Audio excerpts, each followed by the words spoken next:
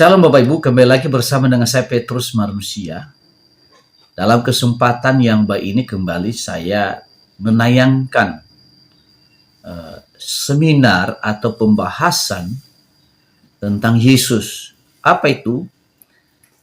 Kebangkitan Yesus mengubah sejarah. Satu-satunya yang mengubah sejarah dunia, tatanan dunia ini adalah pribadi Yesus. Nah, mengubah sejarah dunia itu ke arah yang positif. Ya. Ke arah yang positif, yaitu tidak bercacat secara moral, tidak bercacat secara keimanan, dan tidak bercacat secara hukum. Nah, ini pribadi Yesus. Ya. Dan satu-satunya tokoh agama, ya, nabi, ya tentu dia disebut nabi ketika datang ke dunia ini, gelarnya nabi, ya. Tokoh agama disebut juga sebagai guru yang bangkit dari antara orang mati. Yang lain-lain sampai hari ini belum pernah mengalami kebangkitan kecuali Elia, ya. Itu pun nggak mengalami kematian. Henokh nggak mengalami kematian. Tapi satu-satunya nabi yang mati, bangkit, dan naik ke surga. Nah, pembahasan lebih lanjut nanti akan disampaikan oleh Dr. Muhammad Nursena. Oleh karena itu jangan skip video ini, tonton sampai tuntas. Nah, mari kita saksikan dengan seksama sebagai berikut. Shalom. Pada sesi ini dalam rangka Paskah, masih dalam rangka Paskah kita akan membahas tema mengenai kebangkitan Kristus yang mengubah sejarah. Nah, saudara-saudara, ada satu syair dari Khalil Gibran, seorang penyair Libanon, yang mengatakan dalam bukunya yang berjudul Yesu al-Maslub, Kristus yang disalibkan, Yesus yang disalibkan. Dia menulis syairnya dalam bahasa Arab, mata ahli alas salib, keluargaku telah mati disalib. Matu li'annahum lam yakunu mujrimin. Matu li'annahum lam yatlumud dolimin. Matu li'annahum kanu muslimin. Mereka mati bukan karena mereka orang dolim. Mereka mati bukan mereka adalah penjahat, mujrimin. Mereka mati justru karena mereka orang-orang yang pasrah diri. Dan kata pasrah diri ini juga dalam bahasa Arabnya adalah digunakan kata muslimin, tidak dalam makna sebagai seorang muslim beragama Islam, tapi dalam makna dia pasrah diri sebagai kata generik, orang-orang yang pasrah sumarah mring kersane Gusti Allah. Khalil Gibran sendiri adalah seorang penyair Kristen dari Libanon. Nah, oleh karena itu menarik bahwa di dalam Injil dalam bahasa Arab pun ketika Yesus menyerahkan nyawanya, dia menyerahkan rohnya. Itu digunakan kata-kata aslam. Aslamar ruha, menyerahkan roh. Itu artinya seakar dengan kata aslam, ya, muslim, muslimin, dan itu tidak harus berarti beragama Islam. Tetapi ini pembaca yang berbahasa Arab tentu saja. Tapi pembaca yang bahasa Indonesia tentu maknanya kalau di sini berbicara tentang Islam ya agama Islam. Tapi saya sekedar memberikan contoh bagaimana keragaman penggunaan bahasa pada umat Kristen maupun umat Islam di Timur Tengah. Nah, yang pertama-tama sebetulnya rangkaian perayaan yang dilakukan oleh gereja-gereja baik di barat maupun di timur, itu prinsipnya sama sebelum kita masuk dalam fakta sejarahnya. Gereja-gereja ortodok tidak memulai puasa besar yang dikenal dengan Saum al-Kabir, Saumul Kabir pada hari Rabu Abu, seperti yang dilakukan oleh gereja barat, baik Protestan maupun Katolik. Tapi di gereja-gereja timur memulai pada hari Senin Kudus. Setelah Minggu Palma, di mana Yesus dielu-elukan di Yerusalem. Karena gereja ortodoks itu mengikuti apa yang ditulis oleh para bapak gereja awal seperti Ignatius dari Antioquia, yang tidak lain adalah murid Petrus dan murid Yohanes, bahwa orang Kristen dilarang untuk berpuasa pada hari Tuhan, yaitu hari Minggu dan pada hari Sabat. Itu karena pada awalnya memang gereja itu berasal dari Yudaisme yang sangat menghormati hari Sabat. Dan plus hari Ehad, yaitu Yom Rishon, hari kebangkitan, karena itu kebangkitan Kristus dari antara orang mati. Nah, karena hari Sabtu dan Minggu tidak puasa, maka ada hari-hari yang menggantikannya dalam rangkaian yang dikenal dengan Saumul Kabir atau puasa besar, yang basicnya adalah 40 hari, hingga jatuhnya perayaan Paskah, sehingga nantinya terjadi perbedaan antara gereja Barat, Protestan Katolik, dan gereja Timur, kebanyakan dari gereja-gereja Ortodok. Namun satu hal yang pasti, sekalipun ada perbedaan dalam puasa dan sebagainya, jatuhnya mulai puasa, gereja Barat mengenal Rabu Abu, gereja Timur tidak mengenalnya, tapi seluruh gereja kuno sejak abad pertama tidak pernah ada yang meragukan bahwa Yesus disalibkan pada hari Jumat yang dikenal dengan Jumat Agung. Jadi tidak pernah ada yang meragukan itu. Mulai dari dokumen abad pertama sampai munculnya sekte-sekte modern. Pada masa Prapaskah gereja Barat dimulai Rabu Abu. Masa ini umat masuk dalam masa pertobatan dengan cara berpantang hingga dengan cara berpuasa penuh. Hari ini mengingatkan kita pada manusia yang berasal dari debu tanah dan kembali kepada debu tanah. Juga abu itu menggambarkan pertobatan itu sendiri, makanya biasanya orang Yahudi ketika menorehkan abu di dahinya, itu artinya dia tanda bertobat. Kemudian Minggu Palma, hari Minggu Palma merupakan penanda mulainya pekan suci. Lalu masuk misalnya hari-hari yang dikenal Usbuk al-Alam, jadi pekan sengsara. Saya kutip hanya beberapa hal, misalnya pada hari Rabu. Rabu dalam pekan sengsara itu saat Yudas mengkhianati Yesus. Tapi pada saat yang sama, pada hari Rabu sebelum hari Kamis Yesus mengadakan perjamuan malam, itu Yesus juga diurapi kakinya dengan minyak oleh seorang perempuan yang bertobat. Itu menggambarkan bahwa dunia itu selalu berada di dua jalur, yang baik dan yang jahat, yang berkhianat dan yang bertobat. Makanya hari Rabu yang dikenal dengan Rabu mata-mata, itu kalau di gereja Timur begitu. Itu Yudas Iskariot mengkhianati dia, tapi ada perempuan yang secara tulus hati bertobat dan mengurapi kaki Yesus dengan minyak. Pada hari Kamis yang dikenal dengan Kamis Putih, itu merenungkan perjamuan malam terakhir Kristus. Dan pada saat ini Yesus juga membasuh kaki para murid, simbol bahwa Kristus datang bukan untuk dilayani tetapi untuk melayani. Lalu Jumat Agung itu disebut sebagai hari persiapan. Dan tidak ada makna lain dari hari persiapan. Artinya persiapan Sabat. Bukan hanya dari tulisan Kristen. Misalnya dari dokumen-dokumen Kristen, misalnya Ignatius dari Antioquia yang meninggal tahun 107. Kemudian Polikarpus dari Smyrna dalam bukunya Martirion Polikarpi. Polikarpus itu muridnya Rasul Yohanes, meninggal tahun 156 tanggal 22 Februari pada hari Sabat.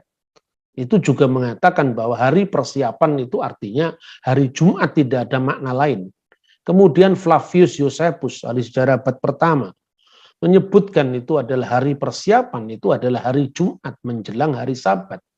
Kemudian juga kitab-kitab Deuterokanonika, itu jelas semua mencatat bahwa hari persiapan itu hari Jumat. Maka tidak ada keraguan di seluruh dunia. Sejak abad pertama Yesus memang wafat pada hari Jumat. Makanya kita kenal dengan Jumat Agung. Kalau orang menafsir Alkitab kan tafsiran modern. Tapi tafsiran itu harus punya basic dengan dukungan sumber sejarah yang sejaman.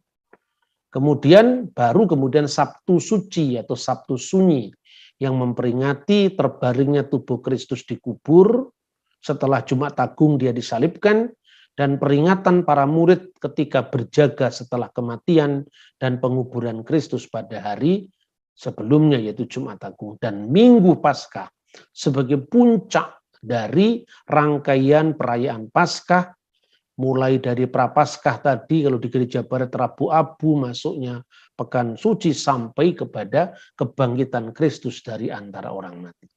Nah, sekarang adakah catatan-catatan sejarah tentang kebangkitan Kristus yang diawali dari kematiannya?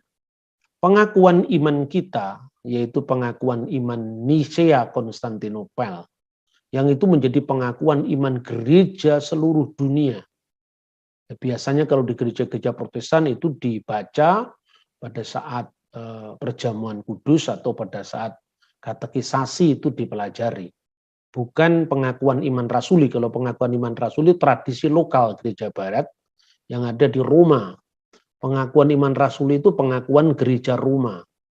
Di Kaisarea punya pengakuan iman Kaisarea. Ketika gereja menghadapi ajaran-ajaran bidat, maka pengakuan-pengakuan iman lokal itu menjadi bahan dalam penyusunan regula fide atau kanun al-iman yang akhirnya ditetapkan tahun 325 dan 381 Masehi yang dikenal dengan Konsili Oikumenis di Nikia dan Konsili Konstantinopel. Maka seluruh dunia gereja menyampaikan bahwa Yesus itu disalibkan pada masa pemerintahan Pontius Pilatus. Wa sulliba an ala ahdil Pilatus al-Bunti. Disalibkan pada zaman Pontius Pilatus wa ta'ala mawal kubira wa qoma min yaumil salis ala ma fil kutub, dan menderita wafat, dikuburkan dan bangkit pada hari ketiga di antara orang mati sesuai dengan yang tertulis dalam kitab suci, wa sa'ida ila samai, dan telah naik ke surga, wa jalasa an yaminil ab, dan duduk di sebelah kanan Sang Bapa. Itu pengakuan iman kita. Maka ketika gereja pada saat Paskah mengungkapkan Kristus anesti, alitos anesti, Kristus telah bangkit, ya benar dia telah bangkit, al-masihom hakom, itu benar-benar salib itu bukan terjadi di negeri dongeng antah berantah. Kredo teologis kita berakar pada fakta sejarah. Jadi kredo teologis berakar pada fakta historis. Karena jelas pengakuan iman kita pun menyebut pada masa siapa Yesus disalibkan, dan itu merujuk kepada sejarah. Karena itu maka ditemukan dengan mudah paralelnya antara iman Kristen dengan sejarah. Misalnya kalau di pengakuan iman tadi jelas menyebutkan yang disalibkan pada masa pemerintahan Pontius Pilatus. Kita bisa melihat perbandingannya misalnya dengan catatan sejarawan Yusepus yang menulis kira-kira tahun 95 dalam bukunya Sejarah Kuno Bangsa Yahudi. Jelas mengatakan Pilatus telah menjatuhkan hukuman salib. Jadi kata yang dipakai itu stauro, salib. Epitetimi-kotos Pilato. Dan Pilatus itu yang melakukan menjatuhkan hukuman mati itu atas desakan para pemimpin agama kita, yaitu agama Yahudi. Akhirnya Pilatus menyerahkan diri untuk disalibkan. Yohanes pasal 19 ayat 16a. Ini juga cocok dengan tulisan Cornelius Tacitus, seorang sejarawan Roma, ahli hukum dan senator. Dia menulis bahwa dari siapa nama Kristen itu berasal, yaitu dari kata Kristus. Auctor nominis eus Christus tiberu imperitati per precuratorem Pilatum supplicio ad fectus erat. Kristus dari siapa nama Kristen itu berasal telah dihukum mati pada masa pemerintahan Kaisar Tiberius di bawah prokurator kita Pontius Pilatus. Lalu Yesus sampai mati disalibkan itu bukan hanya pingsan sebagai teori India itu. Lalu ia menundukkan kepalanya dan menyerahkan nyawanya. Pilatus akhirnya menyerahkan dia untuk disalibkan. Nah, cara matinya bagaimana? Disalibkan. Kalau tadi sejarawan Yahudi Yosefus menuliskan dengan cara disalibkan, digunakan kata stauro, maka di dalam tulisan Lucianus dari Samosata dalam bukunya Peregrinus 11 ditulis kira-kira tahun 170, dia menggunakan kata-kata anus kopopistenta, ditusuk. Ketika dua sejarawan menulis cara matinya Yesus dengan ungkapan yang berbeda, itu artinya mereka tidak saling bergantung sumbernya. Berarti ada sumber yang lebih tua yang mereka pakai ketika mereka menuliskan sejarah. Tentu sesuai dengan kebudayaannya masing-masing. Apa yang digunakan kata salib oleh Pilatus, oleh Flavius Josephus adalah kata yang lebih umum. Sementara Lucianus menggunakan kata yang tidak umum karena dia seorang yang sangat kasar, seorang satiris yang sangat menghina kepada kekristenan. Begitu juga di dalam traktat Sanhedrin 43a itu bagian dari Talmud Yahudi. Dengan jelas mengatakan Kristus itu mati be'ereb hapesah. Pada saat menjelang Paskah, talauhu le Yesua. Artinya telah digantung Yesus. Makanya ungkapan stauro itu tidak dikenal dalam bahasa Ibrani karena orang Yahudi tidak mengenal hukum salib, tapi yang dikenal adalah kata digantung. Maka disebut Yesu hatalui, Yesus yang digantung. Ini fakta-fakta sejarah di seputar tentang penyaliban. Tapi bagaimana dengan kebangkitan? Selanjutnya Yosefus menulis begini. Ya, dia melakukan perbuatan-perbuatan ajaib karena dia mengawali dengan kata-kata saat itu tampillah Yesus seorang arif bijaksana. Dia melakukan perbuatan ajaib menjadi guru bagi mereka yang gemar mencari kebenaran. Ia mengumpulkan para pengikutnya dari kalangan Yahudi maupun bukan Yahudi. Dia adalah Kristus. Nah, kata-kata ini yang diragukan oleh para ahli. Ho Christos autos in. Mungkinkah Yosefus sebagai seorang Yahudi menyebut Yesus adalah Kristus? Nah, kata-kata yang ditulis dalam huruf miring ini adalah kata-kata yang diragukan oleh beberapa ahli sejarah. Tetapi nanti akan saya buktikan bahwa tanpa kata-kata yang ditulis dalam huruf miring itu pun sebetulnya Yesus tetap disalib. Jadi Yosefus tetap mengakui penyaliban Yesus. Kemudian Pilatus menjatuhkan hukuman mati dan seterusnya atas desakan para pemimpin agama. Tetapi Yosefus mencoba untuk menjawab kenapa orang Kristen masih eksis sampai pada zamannya. Toh gurunya sudah mati. Maka diinformasikan tentang dia menampakkan diri kepada mereka pada hari ketiga dalam keadaan hidup kembali. Seperti nabi-nabi telah menubuatkan hal itu dengan banyak perbuatan ajaib mengenai dia. Karena itulah maka golongan yang disebut berdasarkan namanya yaitu Kristen yang berasal dari kata Kristus masih tetap ada. Nah, katakanlah sekarang kata yang ditulis dalam huruf miring itu diragukan oleh beberapa ahli. Tapi kita bisa membaca teks di dalam bahasa Aramaik yang itu direkonstruksi oleh beberapa ahli yang kemudian disiarkan oleh Hebrew University beberapa tahun yang lalu. Kata yang diterjemahkan dia adalah Kristus itu sesungguhnya di dalam teks bahasa Aramaik dipakai kata-kata mistafra de Mesiha itauhu yang artinya mungkin saja dia adalah Mesias. Maka ungkapan Kristus bagi orang Yahudi itu menjadi satu bagi orang Yahudi tidak menjadi satu ganjalan karena kata Kristus itu sudah menjadi semacam sebutan untuk Yesus. Nah, sementara kata Mesiah atau Mesiha dalam bahasa Aramaik itu kata yang memang memiliki makna teologis bagi orang-orang Yahudi yang berbahasa Aram. Sebab kalau kita melihat abad pertama orang Yahudi tidak hanya berbahasa Aram, karena di dalam misalnya Kisah Rasul pasal 6, ada orang-orang Yahudi yang berbahasa Yunani, Helenistos. Itu adalah orang Yahudi diaspora yang dulu pusatnya di Alexandria. dan prestasi besar hubungan baik antara Yahudi dengan kebudayaan Yunani sebelum konflik di zaman Antiochus Epiphanes, kira-kira tahun 167 sebelum Masehi, itu muncul terjemahan Alkitab dalam bahasa Yunani yang dikenal dengan Septuaginta.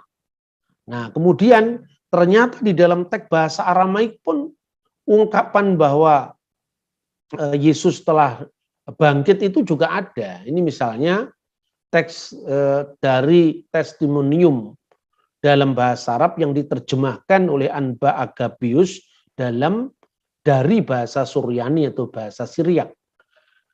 Pada waktu itu ada orang saleh yang disebut Yesus. Innahu kana fi hadal zaman rajulun hakim yaqulu lahu Iswa, yang namanya Isa atau Yesua. Dan jelas di sana juga disebutkan mereka melaporkan bahwa Yesus telah menampakkan diri kepada mereka pada hari ketiga setelah penyalibannya dan dia hidup kembali. Dengan kenyataan itu, mungkin saja ia adalah Mesias. Ya, fa la'allahu huwa al-masih, sebagaimana yang dinubuatkan oleh nabi-nabi dengan mukjizat. Jadi hanya satu kata dia adalah Kristus itu tidak meragukan karena ada teks dalam bahasa Aram. Ini juga sekaligus saya sering ditanggapi oleh teman-teman yang tidak suka dengan tulisan saya karena saya mengatakan sudahlah kalau soal salib menjadi bahan perdebatan, mari kita tutup Injil saja, enggak usah dibaca. Loh kok bisa Pak? Nah, saya baca Injil juga kamu enggak percaya. Maka ketika saya enggak baca Injil, kamu juga jangan baca Quran, fair kan? Karena kan Quran itu kan kitabmu, bukan kitab saya. Ketika Quran mengatakan wa ma qataluhu wa ma salabuhu walakin subiyalahum, ya terserah, silahkan diterima, silahkan diyakini. Tetapi tentu saja saya memiliki keyakinan yang dasarnya ada kitab saya. Karena kitab saya kamu nggak percaya, kitab Quran juga orang kebatinan, orang Hindu punya kitab-kitab sendiri, maka lebih fair karena Yesus tokoh sejarah harus dikembalikan pada sejarah. Hanya berdasarkan dokumen-dokumen sejaman, Yesus pasti disalib. Sudah tidak usah diperdebatkan lagi. Memang Yesus faktanya disalib. Nah itu saudara-saudara. Kemudian coba kita melihat bagaimana Jumat Agung itu mulai dirayakan. Sejak akhir abad pertama.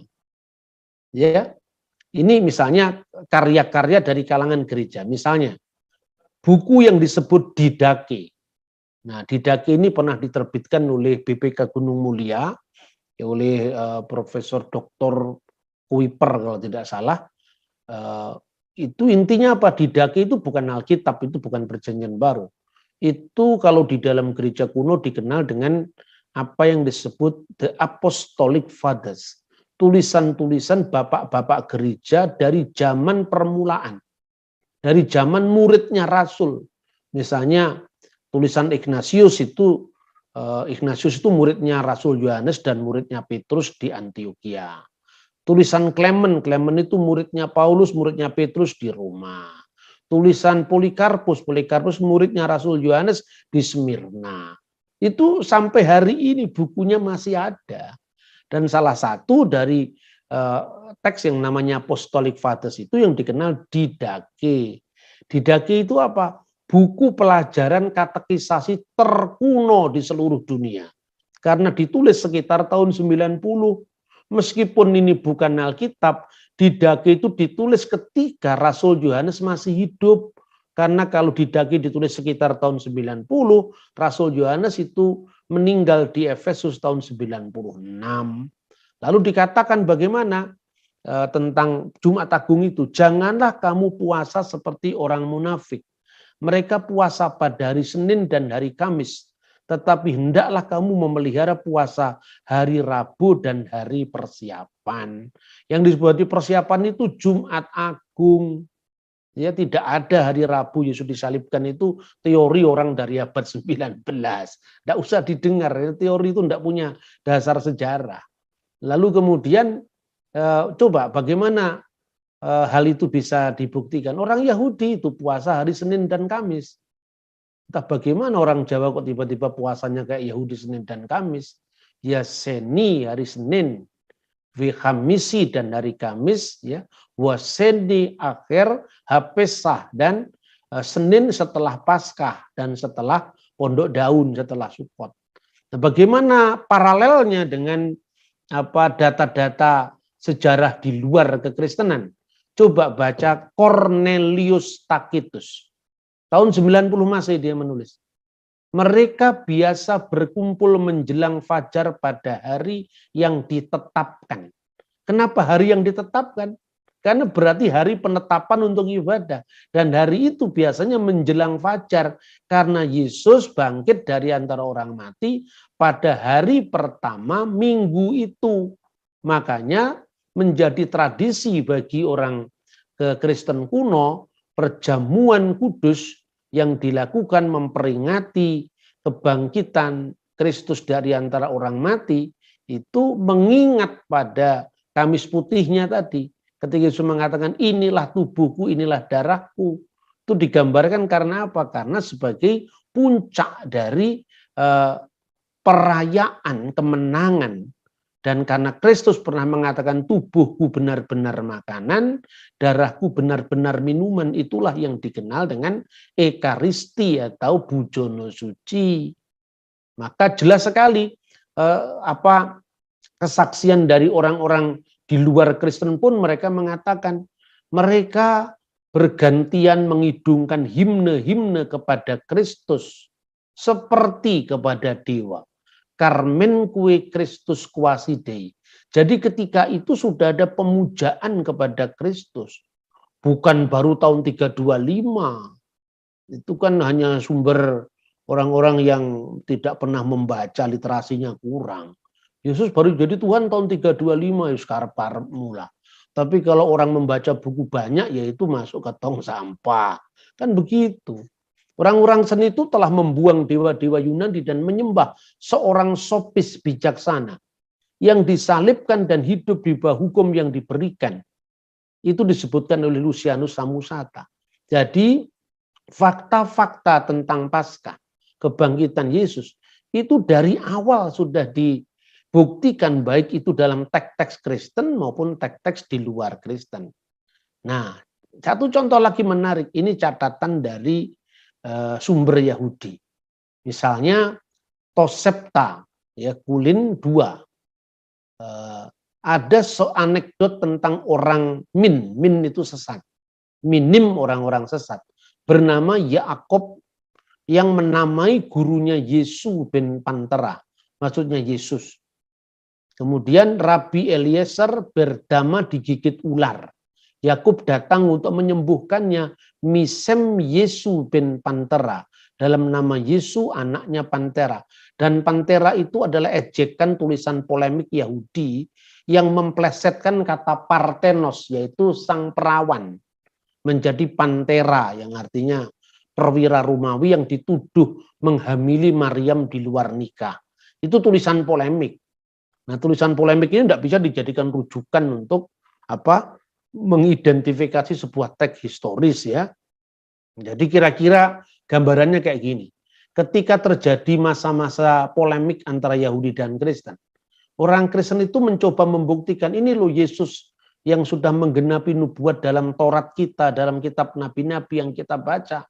Bukankah Nabi Yesaya sudah menubuatkan bahwa dia akan dilahirkan oleh seorang Parthenos, seorang anak darah. Nah, yang mirip kata Parthenos itu adalah kata Pantera. Kebiasaan orang Yahudi memplesetkan misalnya Injil itu bahasa Yunani adalah Euangelion, diplesetkan menjadi Awen Gilaion, dosa orang-orang pinggir. Kalau kira-kira misalnya Kristus itu di sengkaling itu, ya, misalnya loh ini, misalnya abad pertama itu disengkaling misalnya. Terus kemudian orang-orang Kristen selalu mengatakan Yesus lahir dari perawan, Yesus lahir dari perawan. Nah, orang yang anti dia, enggak, Yesus enggak lahir dari perawan tapi dari Pranowo. Karena yang paling dekat dengan perawan itu Pranowo, seperti yang dekat dengan kata Parthenos adalah Pantera. Kira-kira seperti itu loh. Gampang sekali sebetulnya merekonstruksi sebuah teks polemik yang mana, historis yang mana. Kemudian Rabi Yismael tidak mengizinkan sebab Yesu bin Pantera mengajarkan bid'ah, mengajarkan ajaran sesat kepada orang Israel. Kisah ini juga disebut dalam Talmud Yerusalmi, dalam traktat Abu Dazarah 2 ayat 2 dan Talmud Babli Abu Dazarah 27b. Nah ini saudara-saudara, jadi jelas jejak historisnya itu baik yang menolak maupun yang tidak menolak, yang menerima dengan iman maupun yang menolak, dan mencoba untuk menafsirkan menurut logika dan keyakinan sendiri ada. Ini contoh teks dari Talmud Babel yang memuat tentang fakta penyaliban Yesus. Jadi yang saya beri stabilo kuning itu kan jelas sekali Be'ereb Hapesah. Pada saat Paskah mereka menggantung Yesus. Nah itu saudara-saudara yang bisa saya sampaikan. Kemudian terakhir saya ingin simpulkan sedikit ya. Sesungguhnya Paskah itu asal-usulnya dari kata Ibrani. Pesah ya. Pesah itu artinya dilalui. Konteksnya apa secara etimologis? Dalam kitab Taurat ya, khususnya kitab Keluaran, El-Shemot pasal 12 ayat 13, ketika Tuhan menulai bangsa Mesir, maka ketika melihat tanda darah di setiap pintu, maka kematian melewati rumah yang ada tanda darah penebusan.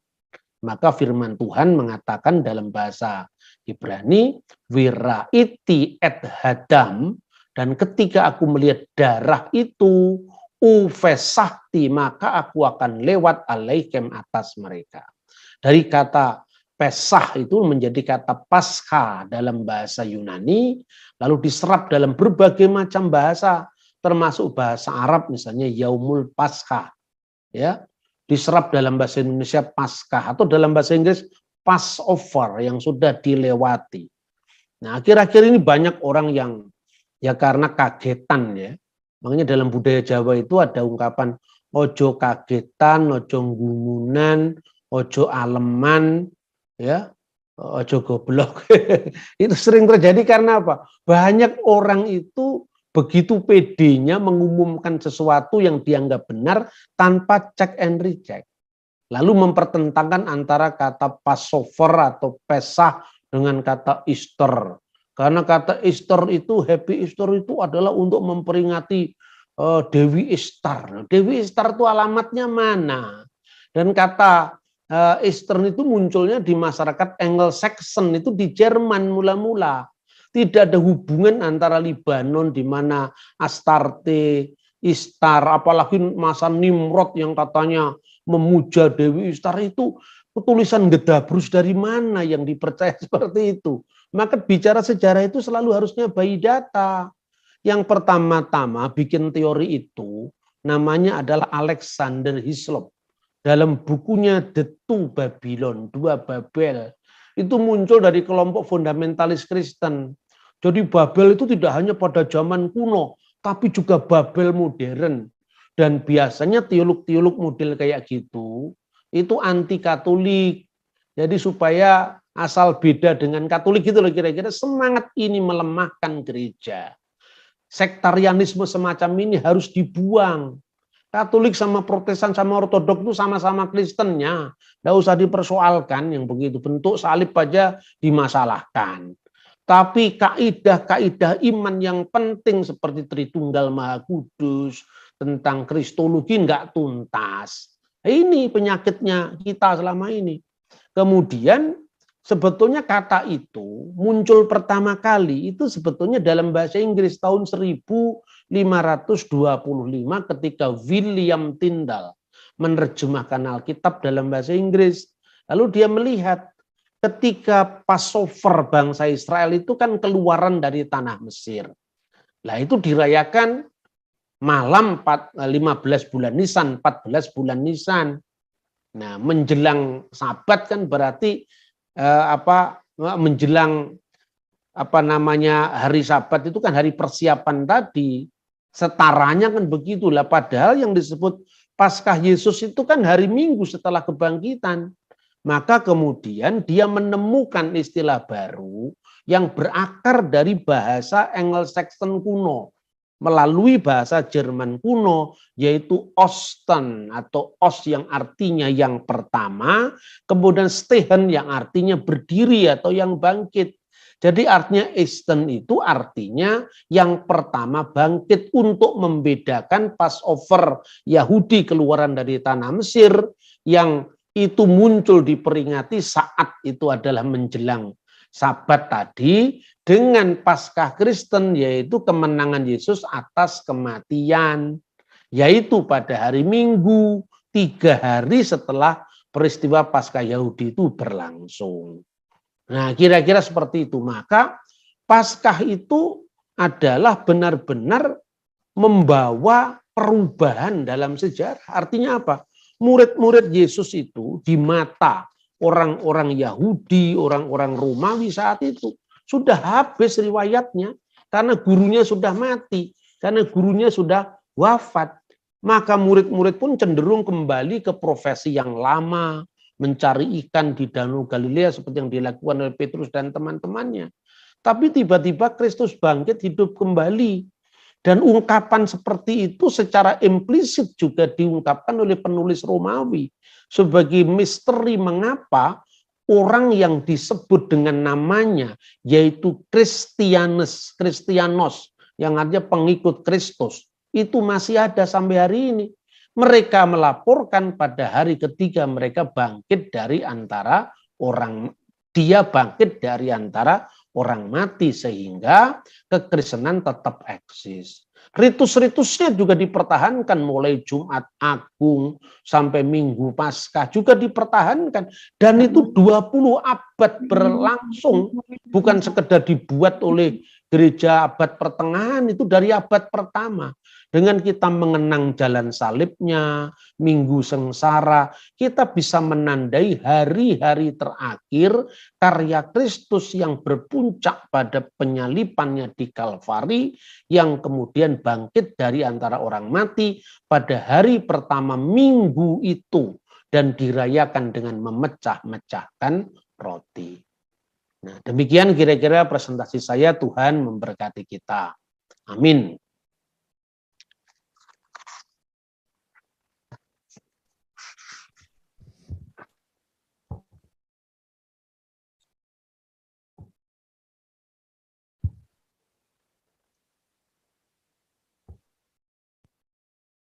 Terima kasih Pak Bambang. Demikian materi yang kita terima pada malam hari ini. Gimana Bapak Ibu? Ngantuk nggih? Enggak ya? Mangan geduk marai lemu panjen Pak. Senajan ngantuk tak tunggu pertanyaanmu. Ya. Monggo mulai sekarang kita buka sesi tanya jawab. Seperti aturan mainnya seperti yang sudah saya sampaikan tadi. Kita buka untuk 3 penanya dulu, nanti akan direspon oleh Pak Bambang, dan kalau memang belum puas bisa menyanggah, tapi tadi ada masukan menyanggahnya 1 kali aja biar nanti waktunya bisa untuk yang lain. Silakan, dipersilakan. Nggih, Pak. 1, ada yang lain?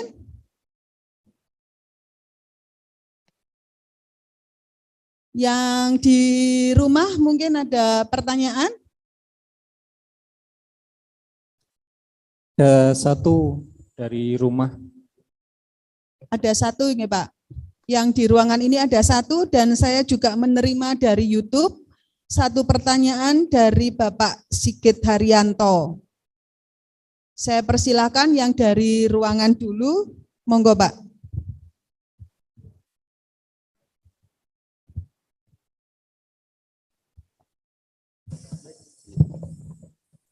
Halo. Ya, terima kasih pada pembawa acara, moderator. Di mana? Oh, di sini. Oh, ya, maaf. Saya cek, Pak ya. Tidak cukup. Sini. Ya, terima kasih kepada moderator dan sekaligus Bapak Bambang Nurseno yang memberikan materi kepada kami untuk malam hari ini. Mungkin pertanyaan kami tidak terlalu rumit, Pak. Ringan-ringan saja, tapi pengalaman kami sehari-hari. Mungkin ada yang sama dengan saya bahwasanya, mungkin ada yang lebih, mungkin kalau yang sama, mari kita bersama-sama untuk pertama begini, Pak. Interupsi, Pak. Kalau melihat Interupsi sesuai dengan aturan tadi, mohon menyebutkan nama dan dari jemaat atau terima institusi kasih. mana. Nama saya Supranoto Adi Seco di Gereja Jemaat Sengkaling, lebih tepat lagi di Rayon 3 Kelompok Eden. Begini Bapak Bambang, sesuai dengan topik adalah menguak misteri Paskah. Juga judulnya Kebangkitan Kristus yang mengubah sejarah. Kami hanya mengambil kata yang misteri. Misteri ini berarti dekat dengan misterius. Hal yang misterius ini biasanya sering tidak bisa diterima oleh akal, bahkan sulit diterima oleh akal. Bahkan akal kadang-kadang sering menolak. Nah, tentang kebangkitan atau Paskah ini, Yesus mati berarti menyelamatkan umat manusia. Dan kebangkitannya adalah kemenangan. Terus bagaimana yang kami tanyakan adalah bagaimana proses orang-orang yang membunuh, bahkan yang menyiksa, bahkan yang memerintah. Itu nasibnya nanti jelas jatuh ke dalam dosa atau malah lebih bagus. Karena tanpa ada kematian, tidak ada penebusan. Dan tidak ada kebangkitan, tidak ada kemenangan. Nah, berarti yang membunuh, ini kan sebagai sarana prosesnya untuk menjadi mati. Nah, ini kami mohon untuk penjelasan bagaimana seorang yang membunuh dan yang mati, bukan yang memerintahkan. Yang kedua, Paskah, Pak. Paskah itu kalau kami sejak kecil melihat itu identik dengan, dilambangkan dengan telur. Mengapa kok pakai telur? Bahkan Paskah sama dengan telur Paskah. Apakah mungkin bisa diganti dengan yang lain? Mungkin buah apel atau buah durian dan sebagainya. Nah, mungkin ada ayat-ayat yang firman Tuhan yang mendukung harus pakai telur Paskah, pakai telur. Itu mungkin ada sejarahnya bagaimana, mohon penjelasan. Mungkin enggak beda dengan Natal, itu dengan pohon cemara dan lilin. Kalau lilin sekarang ganti dengan pohon, pakai dengan lampu neon mungkin. Kalau pohon cemaranya ini mungkin ada sejarah atau bagaimana, barangkali ada nggak jauh beda dengan Paskah. Mungkin demikian Bapak kami sampaikan. Terima kasih. Terima kasih Pak Supran. Mungkin yang via Zoom bisa diaktifkan karena yang dari ruangan cuma satu. Untuk yang dari YouTube Pak, saya bacakan dari Bapak atau Saudara Sigit Haryanto. Yang ditanyakan, tadi disebutkan oleh Pak Bambang, Yesus disalibkan hari Rabu, bukan hari Jumat. Itu pertanyaannya Pak. Untuk yang dari Zoom, dipersilakan Bapak Aan terlebih dahulu untuk menanyakan. Kurang keras Mbak Udi. Baik, terima kasih. Kami sudah. Baik, terima kasih. Selamat malam teman-teman. Pak Bambang, saya mau bertanya yang pertama. Menurut saksi Yehova, salib atau stauros adalah tiang lurus. Bagaimana secara ortodoksi, Pak? Kemudian yang kedua, saya tidak bermaksud menyindir, tapi saya penasaran sekali, Pak. Bagaimana dengan cara berpikir atau logika pikir kawan-kawan yang lebih percaya jalur ahistoris, Pak. Saya ulangi ya, Pak. Bagaimana, saya penasaran jalan pikir mereka yang memilih jalur ahistoris, Pak. Maksudnya Bapak sudah menunjukkan data-data historis, tetapi kok mereka lebih percaya Yesus yang ahistoris itu. Saya penasaran bagaimana jalan pikir mereka, Pak.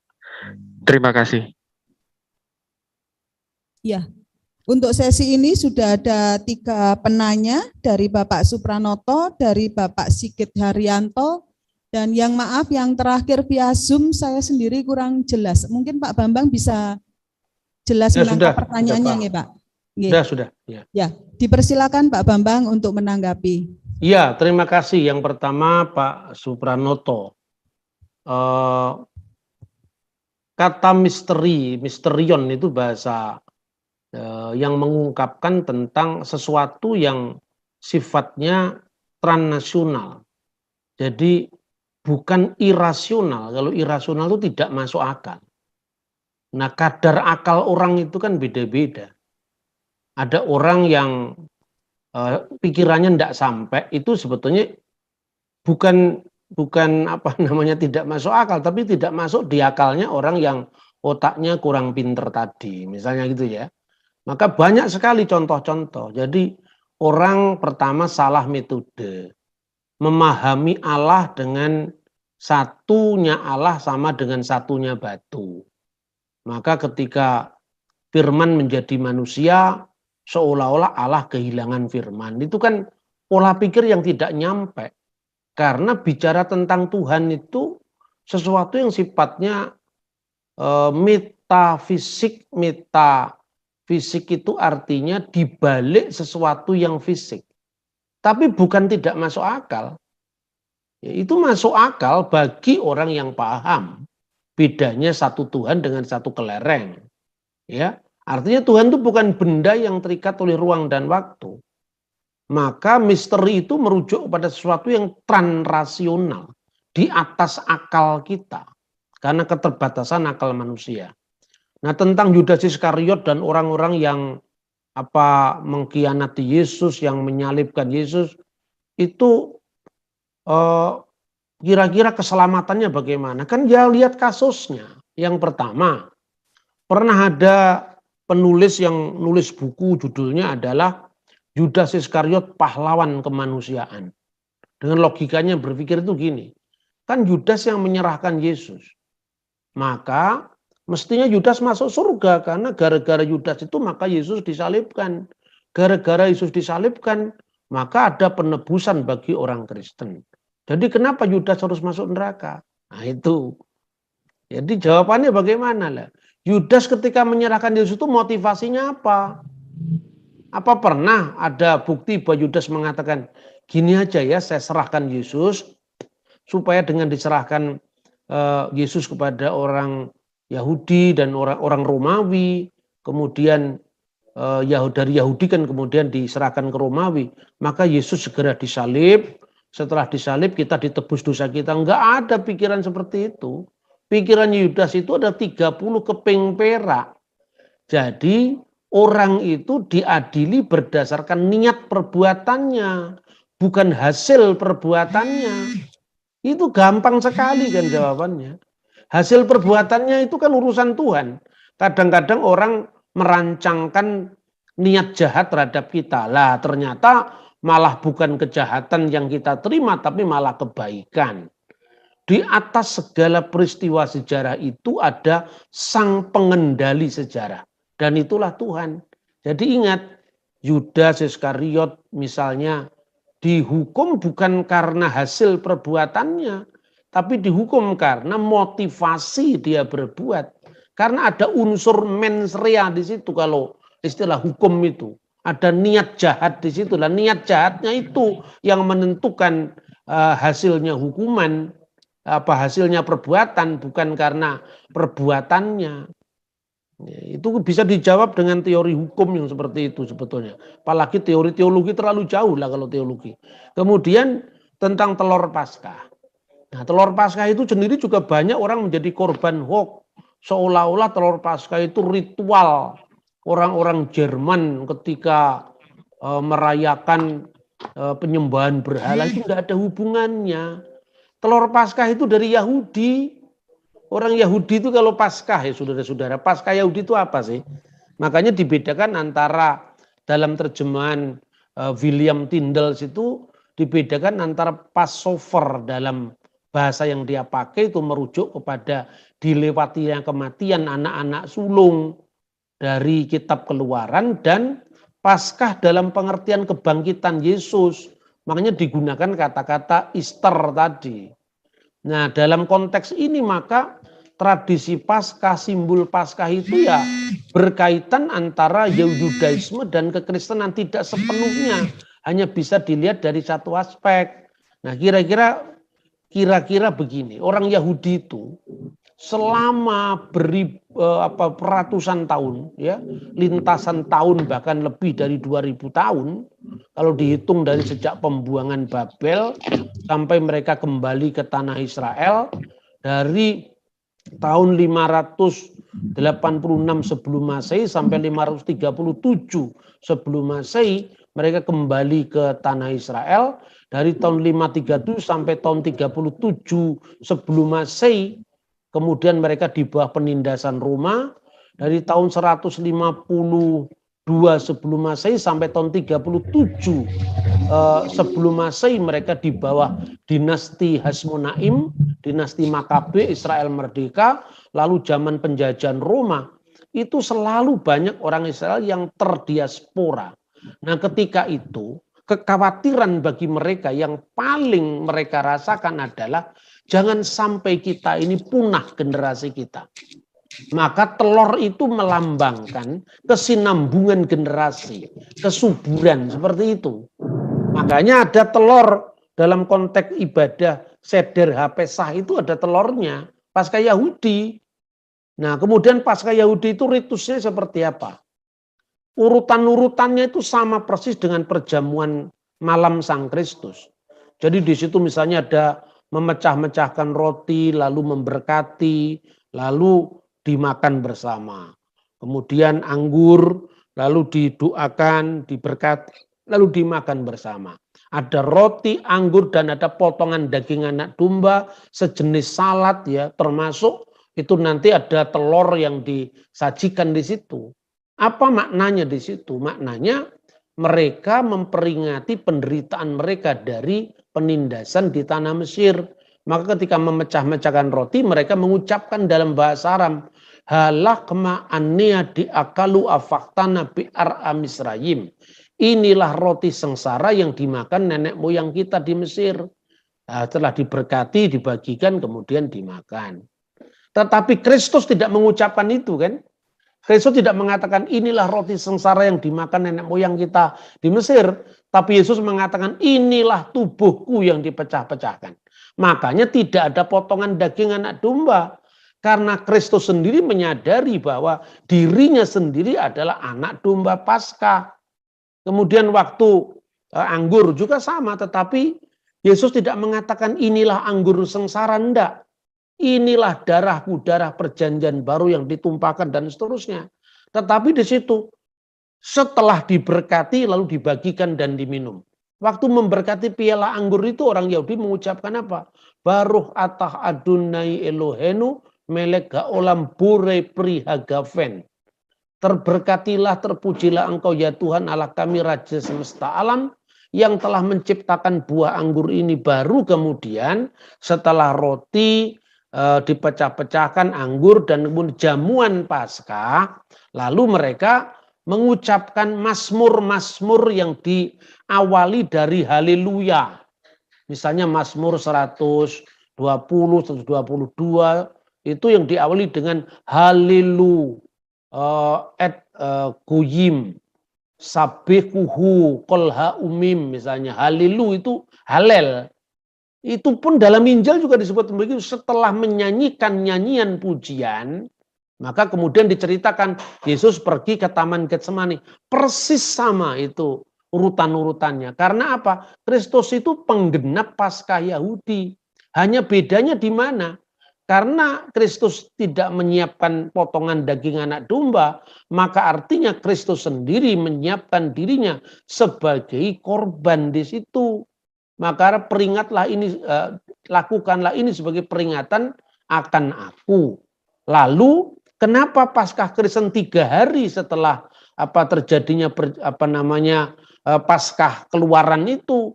Yaitu karena tanda Yunus, bahwa Yesus memberikan tanda Yunus. Dan tafsir semacam ini dalam konteks Yahudi itu lazim biasa.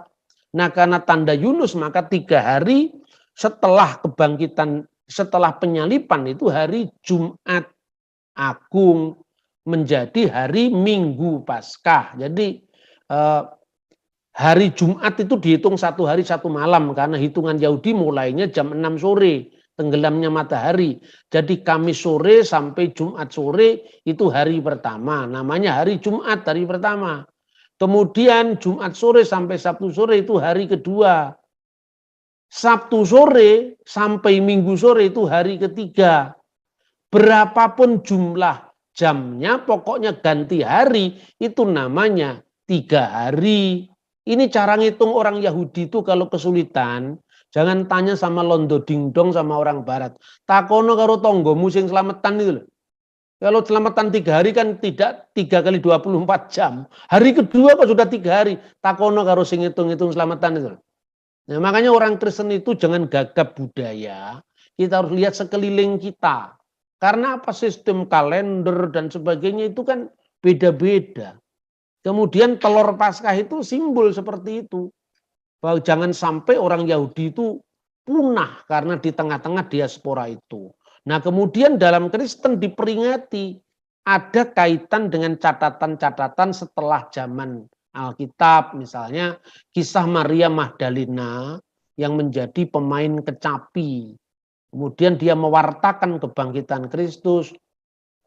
Kan di Alkitab wanita yang pertama yang Tuhan izinkan untuk sebagai rasul kebangkitan itu kan Maria Magdalena. Makanya dalam tradisi gereja Latin, Maria Magdalena disebut sebagai Apostola Apostolorum. Rasul segala rasul. Kenapa kok rasul? Karena itu utusan untuk mewartakan kebangkitan. Karena Kristus pertama kali mewartakan kebangkitan kepada Maria Magdalena. Lalu Maria Magdalena itu di dalam tradisi gereja kuno itu digambarkan sebagai pemain kecapi. Suatu saat dia diundang untuk memainkan kecapi di Kaisar Tiberius. Saat itu Maria Magdalena bersaksi bahwa Kristus telah bangkit dari antara orang mati. Kan pusat kesaktian gereja itu ya dari Paskah itu. Makanya Paulus ketika di Athena, dia mewartakan Yesus yang bangkit, dikira mewartakan 2 dewa. Dewa yang pertama namanya Yesus, dewa yang kedua namanya Anastasis yang artinya kebangkitan. Karena kebangkitan menjadi fokus. Nah, ketika Maria menceritakan Yesus yang bangkit itu, Kaisar Tiberius marah dan mengatakan, kamu diundang di sini untuk memainkan kecapi, untuk menghibur. Bukan untuk cerita yang tidak masuk akal orang mati yang bangkit hidup kembali. Nah, kemudian Maria memegang telur yang ada di suguhannya istana kaisar itu. Dan dengan tangan gemetar dia mengatakan, lihatlah ini wahai kaisar. Dari yang mati ini akhirnya akan muncul kehidupan dari telur yang mati ini. Tiba-tiba telur itu di cerita gereja kuno. Itu tiba-tiba ada warna merahnya, ada warna kuningnya yang melambangkan ada gerak hidup di telur yang mati tadi. Maka sejak saat itu ada tradisi menghias telur Paskah. Jadi gereja itu tidak perlu anti tradisi. Karena tradisi itu kalau sesuai dengan kitab suci dan tradisi itu berkaitan untuk mengenang peristiwa itu kan bagus. Lah karena gereja miskin tradisi maka menjadi gereja fundamentalis yang mudah kaget, mudah bingung, mudah getun, aleman. Makanya dikatakan ojo kagetan, ojo gumunan, ojo aleman, ojo getunan. Dan yang terakhir itu yang dalam kitab Pengkhotbah dikatakan ojo goblok. Itu dari Alkitab, itu bukan dari saya. Nah itu ya. Kemudian Pak Sigit Daryanto, Yesus jelas-jelas mati pada Jumat Agung. Itu catatan historis dari tahun 90 Masehi, dari tahun 107, 100 sebelum Masehi ya, karena Ignatius dari Antioquia kan wafat tahun 107. Ya, dari kemartiran Polikarpus itu sebelum sekitar tahun 156. Jadi catatan-catatan kuno ini nggak perlu tafsir lagi karena ini dokumen sejarah. Anda tidak bisa menafsirkan misalnya 17 Agustus 45, kemudian ngitung sendiri berdasarkan kalender Yahudi yang ternyata tidak cocok. 17 Agustus itu bukan hari Jumat menurut kalender Yahudi. Tidak cocok karena apa? Sistem perhitungannya beda. Atau 17 Agustus menurut kalender yang lain belum tentu cocok. Tapi begitu ada dokumennya, yang mengatakan Jakarta 17 Agustus 1945 atas nama bangsa Indonesia Soekarno-Hatta itu kebenaran sejarah, clear sudah, tidak usah debat lagi karena itu fakta, itu namanya sumber primer, tidak usah kemudian diolor-olor lagi dengan asumsi seperti itu. Kalau Anda mau tahu sejarah Majapahit, begitu ada informasi Gajah Mada menandatangani prasasti, ya misalnya prasasti dalam kasus itu konflik perdata di Himat Walandit, prasasti Himat Walandit kalau tidak salah itu ya, itu ditandatangani oleh Empu Mada. Anda tidak usah menafsir Gajah Mada itu Gajah Ahmada, tidak usah ditafsir begitu, karena Gajah Mada itu Gajah Mada, itu bahasa Jawa, bukan Gajah Ahmada bahasa Arab. Karena dokumen primernya ada, jangan diungkap-ungkap lagi yang lain-lain. Itu namanya eisegese, itu bukan eksegese. Yesus disalibkan pada Jumat Agung. Kemudian Saksi Yehova mengartikan itu tiang salib, ya Saksi Yehova itu tidak usah dibahas. Lah itu kan memang kelompok yang tidak memenuhi syarat dari segala macam ukuran. Ya orang-orang seperti ini sebetulnya ya apa ya? Saya kadang-kadang kalau ngomong kasar tentunya disalah, tapi kalau nggak kasar memang nyatanya ya memang ya guyoknya itu loh. Orang-orang kayak gitu yang di otak-atik matuk. Jadi misalnya Yesus tidak mati di salib Tauros, tapi itu di tiang gantungan karena terkutuklah orang yang digantung. Kan dalam Alkitab ditulis digantung, lidul. Iki Alkitab zaman tahun berapa? Kitab Taurat itu ditulis di zaman Musa. Dan waktu itu salib bentuknya belum begini. Belum cross waktu itu, belum ada kata salib. Sekalipun di Persia kuno ada hukuman itu kan jauh setelah zaman Musa. Nah, yang ditekankan dalam teks itu adalah sang penyelamat itu mengganti sebetulnya kehinaan kita karena orang berdosa itu digantung dan dia menggantikan itu konteksnya bukan bentuk salibnya. Gitu loh. Makanya ini kelompok kami ayatan ya begini nih kelompok Saksi Yehova itu kami ayatan.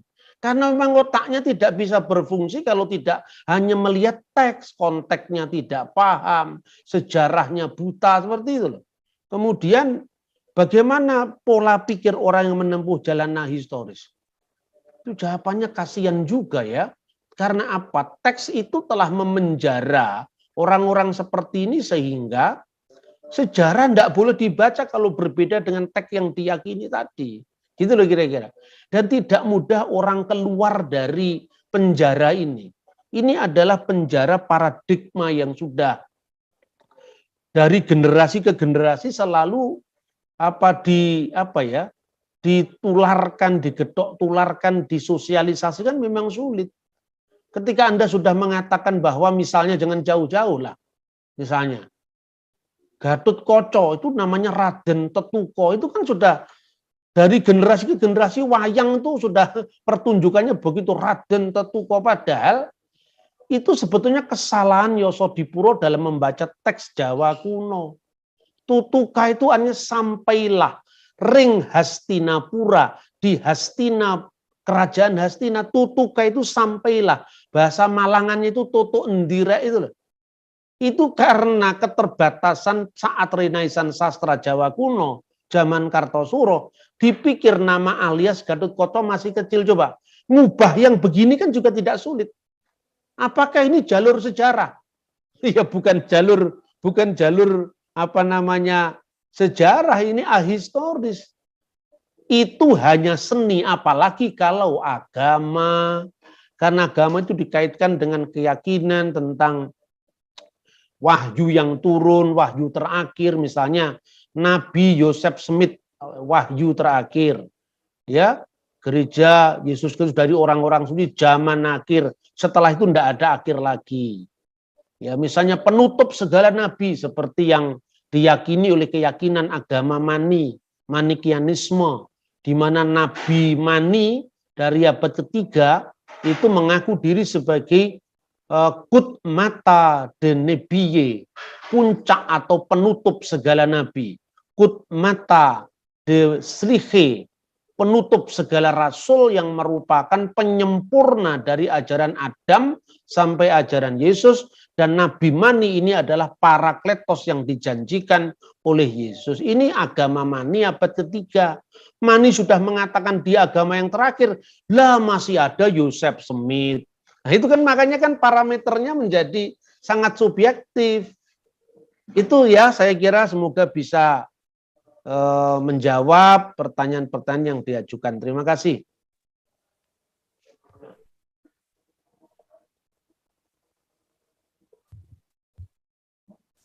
Nggih, matur nuwun. Terima kasih. Gimana Pak Putran? Pak Supran? Sudah cukup? Jawaban yang diberikan Pak Bambang sudah memuaskan? Tadi yang bertanya lewat Zoom, apakah sudah terjawab unek-uneknya?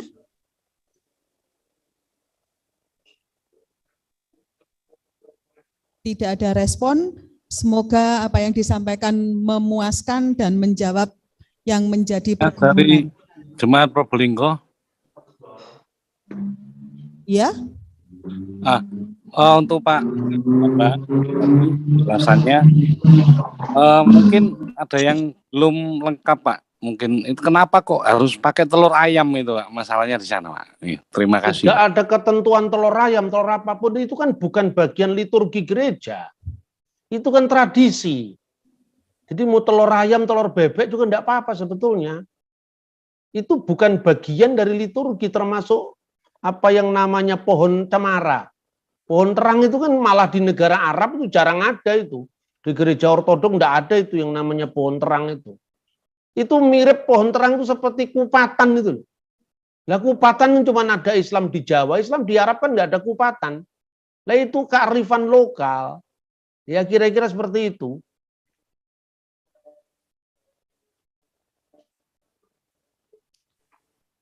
Masalah telur sudah cukup? Cukup nggih? Ya. Saya akan buka sesi kedua tanya jawabnya. Mungkin dari ruangan sini dulu ada yang mau bertanya? Ya, 1, 2. Karena via Zoom juga ada pertanyaan. Jadi mungkin untuk sementara sesi ini saya peruntukkan yang ada di ruangan ini dan yang lewat YouTube. Nanti sesi berikutnya akan saya khususkan karena ada 3 tangan yang melambai di Zoom. Nanti sesi berikutnya khusus yang via Zoom. Demikian nggih. Dipersilahkan.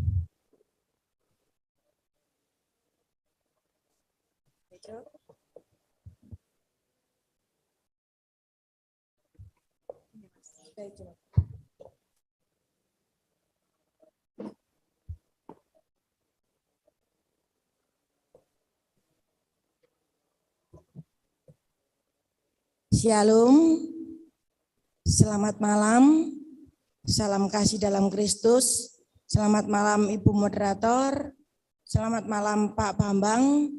Saya Sase dari GKJW Sengkaling, kelompok Eden.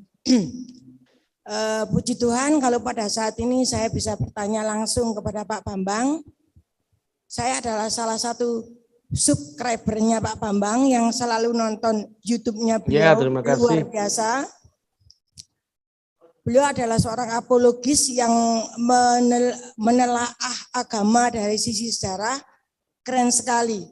Pada malam ini yang ingin saya tanyakan sangat sederhana sekali, tetapi sering menjadi bahan perbantahan di antara kami berteman-teman dengan teman-teman. Nah, Kristen itu adalah identik dengan simbol salib. Ya. Nah, simbol salib ini adalah diambil dari peristiwa Paskah di mana Tuhan Yesus disalibkan.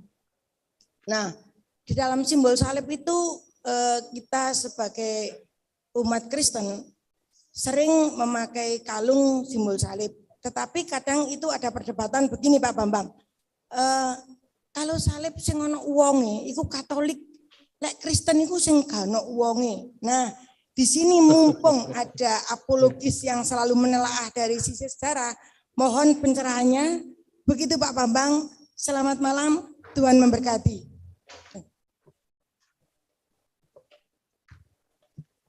Langsung saja untuk penanya kedua, Pak Bambang di belakang. Oke.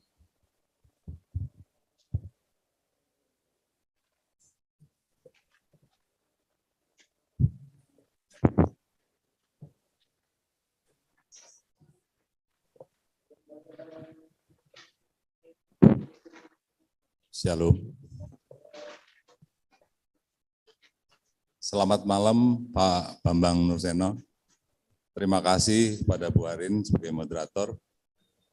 Langsung perkenalkan saya Bambang juga Pak. Tapi belakangnya Tampu Bolon. Dari Jemaat Sengkaling, kelompok Yeriko. Saya tertarik tadi Pak Bambang di materi yang dipaparkan di screen itu ada notifikasi dalam label merah yang dikatakan bahwa kebangkitan Tuhan kita, Tuhan Yesus ini tidak disangkal tapi dilarang, Pak.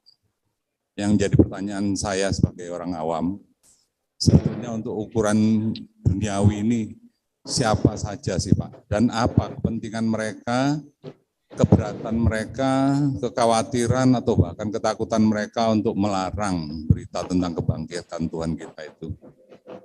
Ngatur mawon Pak Bambang, matur suwun, sedeng dalu shalom. Ya. Tolong moderator, saya nggak terlalu jelas suaranya apa tadi. Nggak usah diulang di moderator aja supaya nggak terlalu lama. Apa intinya?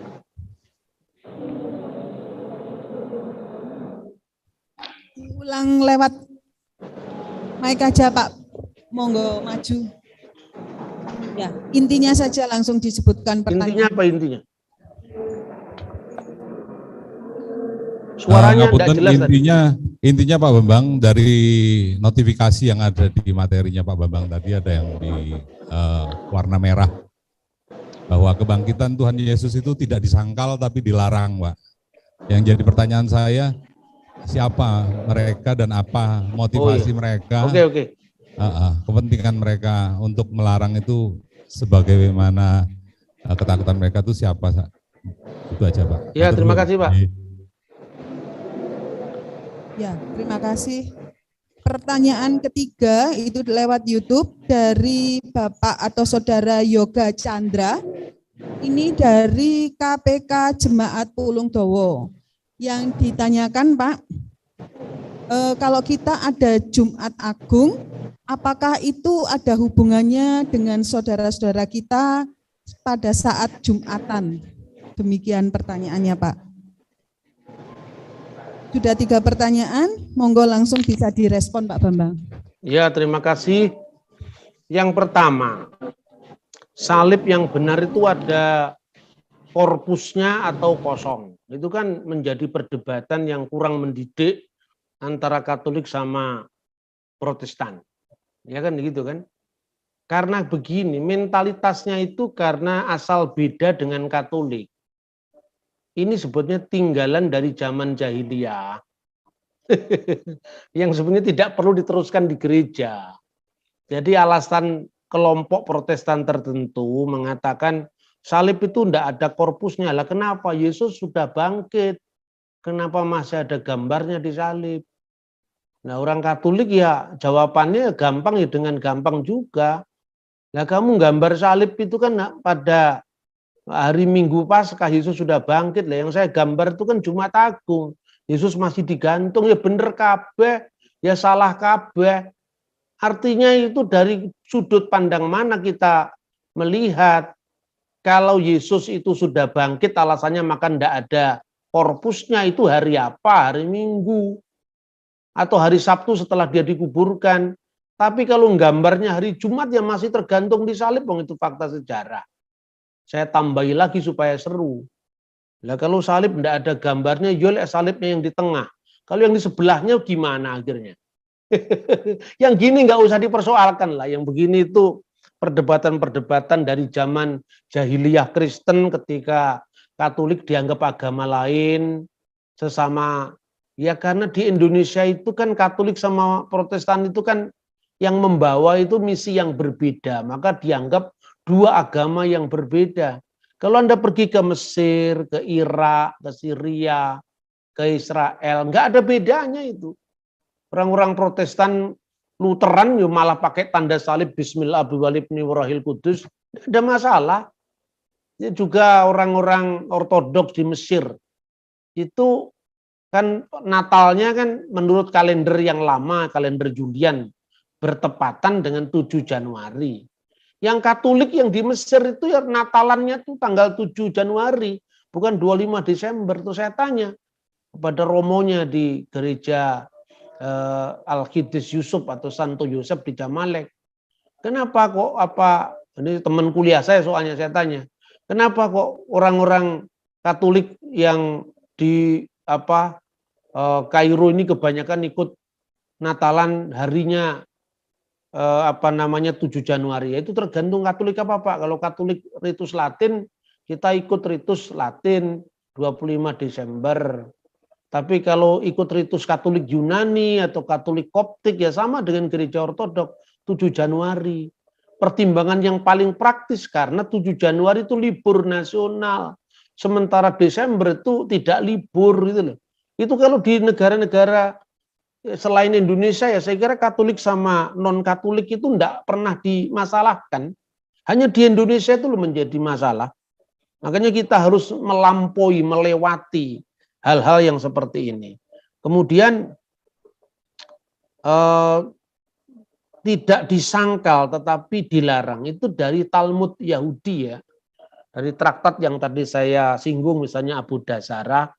Bukan kebangkitannya yang dimasukkan di situ, penyembuhan atas nama Yesus yang oleh orang Kristen seperti Yakub yang tadi penyembuhkan tadi, itu sebagai berkat kuasa kebangkitan Yesus dari antara orang mati. Kemudian ada orang Yahudi yang digigit ular. Terus kemudian dia tanya, boleh enggak didoakan di dalam nama Yesua? Tidak boleh. Karena apa? Yesus itu pengajar sesat bagi orang Israel. Jadi fakta tentang mujizat dalam nama Yesus yang oleh orang Kristen dipahami sebagai berkah dari kebangkitannya tidak disangkal. Yang dilarang, tapi dilarang karena apa? Karena itu tidak sesuai dengan pikiran orang Yahudi pada masa itu. Sehingga dianggap itu nanti akan menjadi alat dakwah bagi orang Kristen yang merugikan orang Yahudi. Itu kan zaman munculnya buku kompilasi Talmud itu. Kemudian dari Yoga Chandra, apakah Jumat Agung ada hubungannya? Jumatan enggak ada sama sekali itu. Jumat Agung itu ya kalender Yahudi yang dijadikan rujukan pertama untuk dari Paskah Yahudi menjadi Paskah Kristen. Ya, itu enggak ada kaitannya dengan Jumatan hari umat Islam untuk beribadah. Itu saya kira.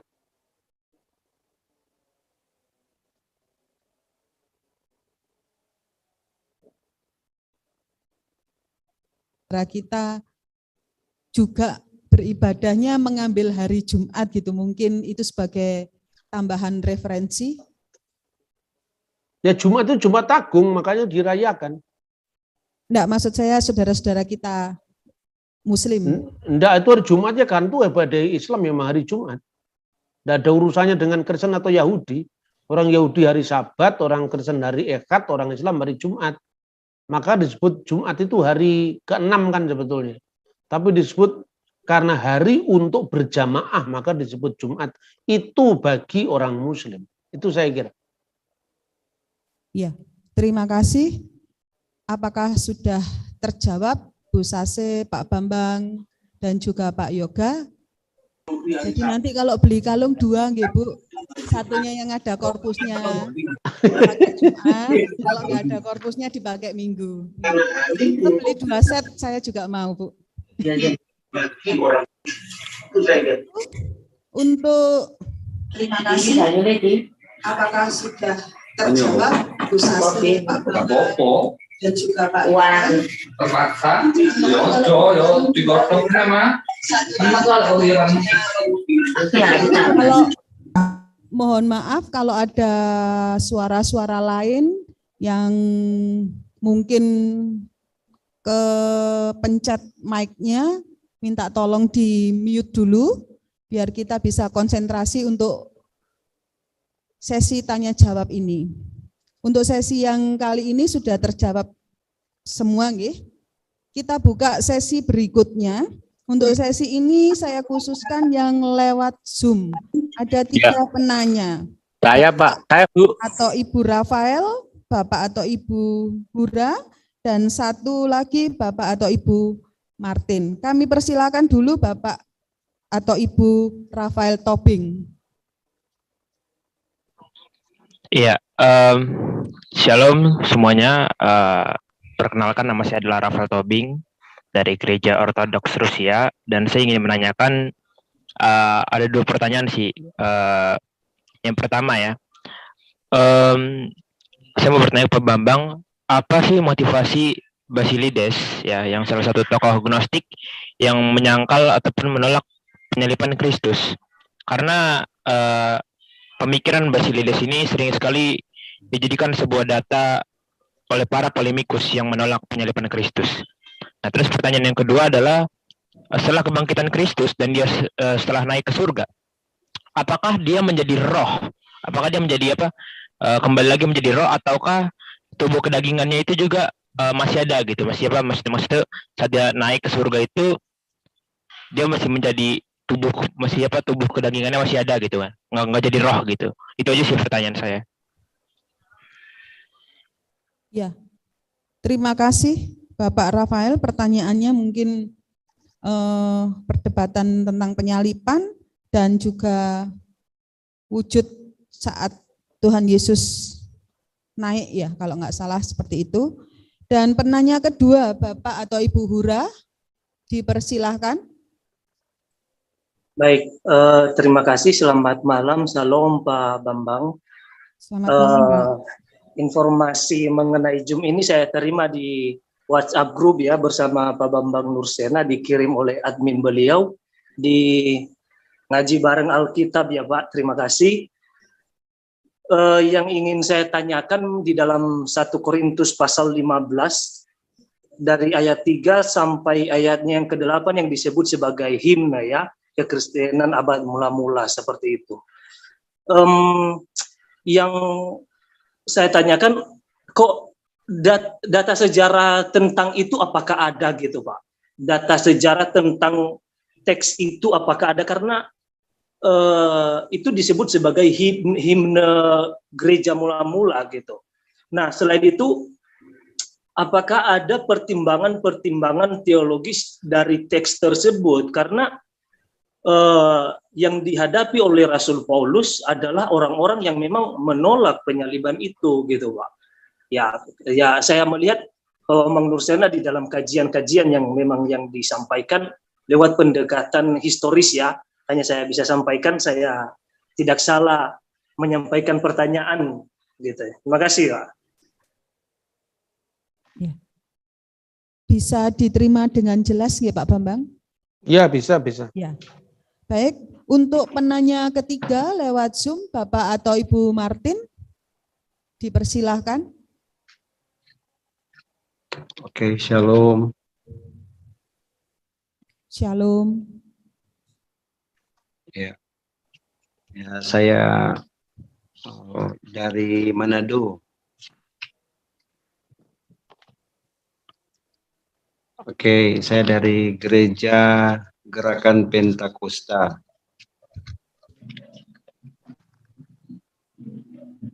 Ya, sebetulnya saya juga salah satu dari orang yang suka dengan ceramahnya Pak Bambang. Pokoknya mengenai Pak Bambang saya suka semuanya, yang saya ikuti semuanya. Dan saya bersyukur kalau hari ini atau malam hari ini bisa berada di via Zoom ini. Ya. Ini kebetulan dikirim dari teman saya di Jawa, saya dari Manado.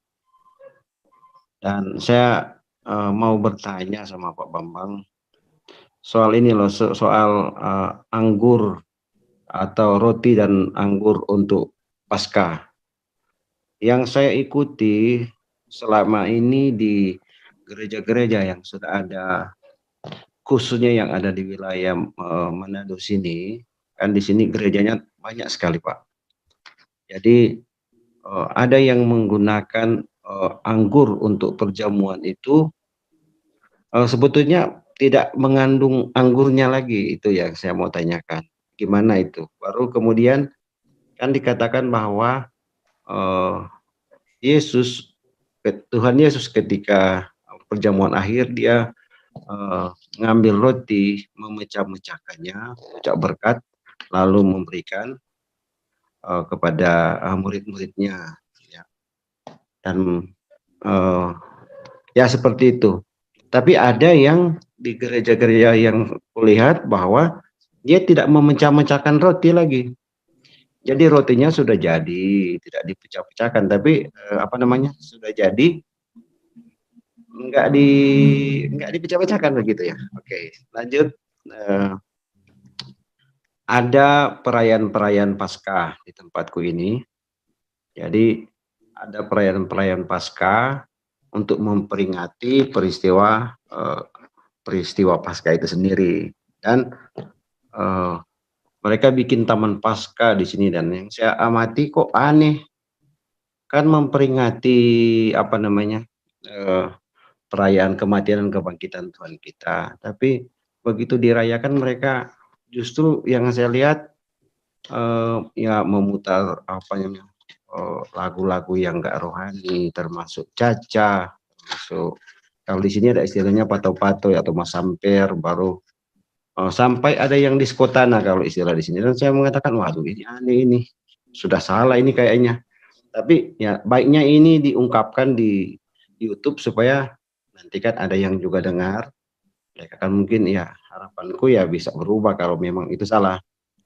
Baru saya melihat perayaan Paskah itu sendiri mereka lakukan, ada yang termasuk di dalam negeri dan di luar negeri merayakan Paskah, tapi mereka menggambarkan seolah-olah peristiwa kematian atau via dolorosa yang dilakukan oleh Tuhan Yesus itu begitu mudah, sehingga menggambarkan bahwa Tuhan Yesus itu mati terlalu mudahnya begitu.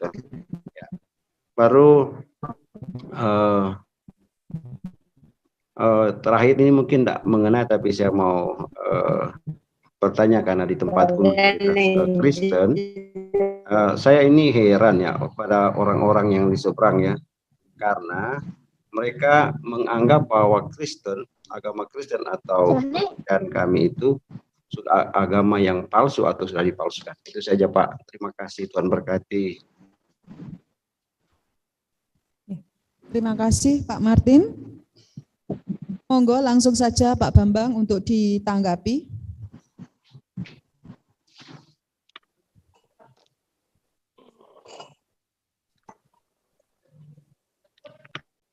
Oke, terima kasih ya.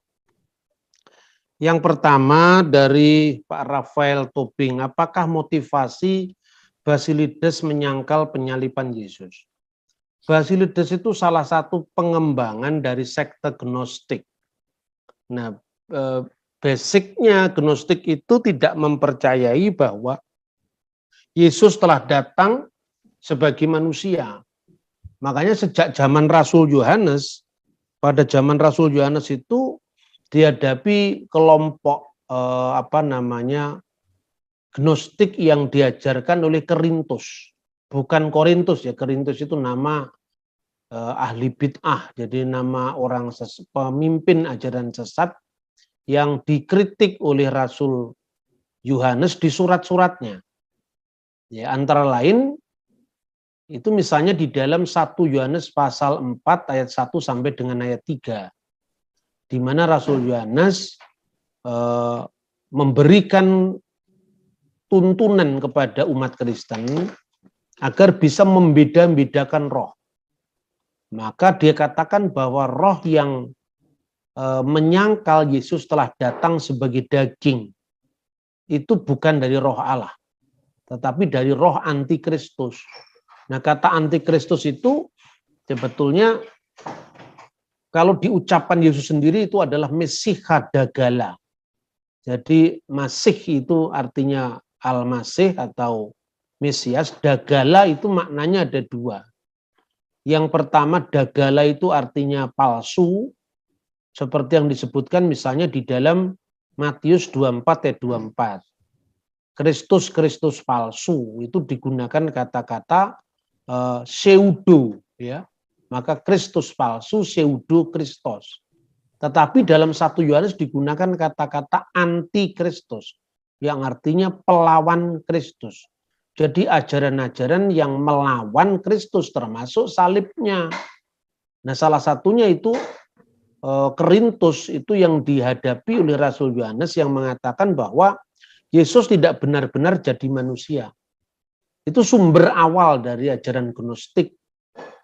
Nah, kemudian pada abad berikutnya itu dikenal dengan ajaran Markionisme. Jadi Markionisme itu ajarannya namanya doketisme, dari kata dokein yang artinya itu tampaknya.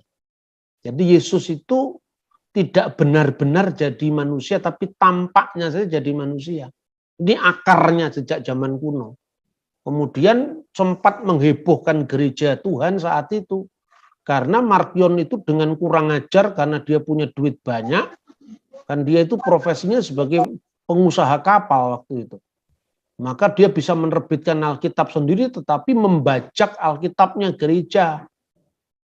Jadi Matius ditolak karena Matius itu ada silsilahnya Yesus, ada berita kelahirannya.